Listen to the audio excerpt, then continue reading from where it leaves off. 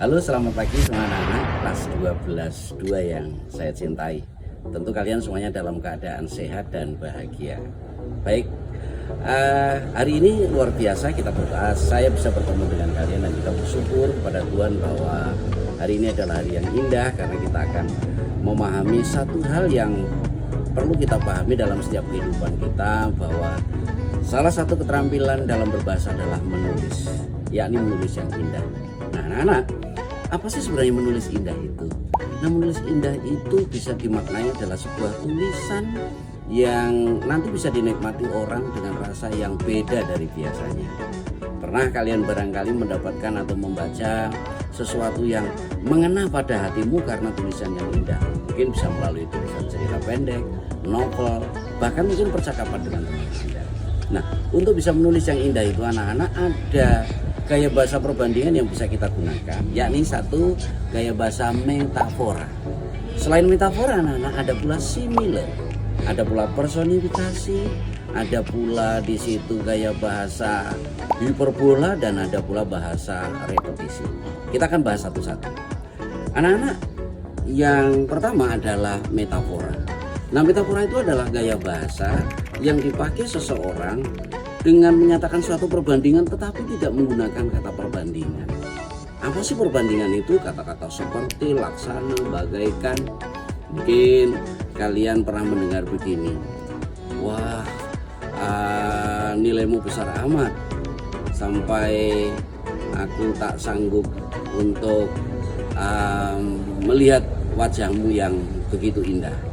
Nah, itu ada sebuah gambaran di situ yang digambarkan bahwa wajah itu indah, tapi tidak bisa juga digambarkan wajahmu indah. Nah, ketika ada sudah kata seperti, laksana, bagaikan, ibarat, maka itu sudah masuk dalam majas simile. Misalnya wajahmu bagai rembulan. Nah, ada kata bagai di situ menyatakan bahwa itu adalah perbandingan dari suatu benda ke benda yang lain yang mengibaratkan begitu indahnya, begitu cantiknya gitu. Lalu yang ketiga ada namanya personifikasi. Personifikasi itu berasal dari person anak-anak ya. Person itu artinya pribadi seseorang. Artinya personifikasi adalah gaya bahasa yang mengibaratkan benda mati tapi seolah-olah dia punya kehidupan, atau sering orang menyebutkan dengan memanusiakan manusia. Begitu ya. Misalnya mungkin kalian pernah disurati oleh sahabatmu yang mungkin mengena di hatimu. Ayo, siapa yang sudah pacaran? Yang sudah pacaran pasti mungkin pernah mendapat tulisan begini. Inilah, di atas kertas aku tuangkan isi hatiku, di atas kertas yang tiada berdosa ini penaku menari-nari. Anak-anak, pena tentu tidak bisa menari. Yang bisa menari hanyalah manusia.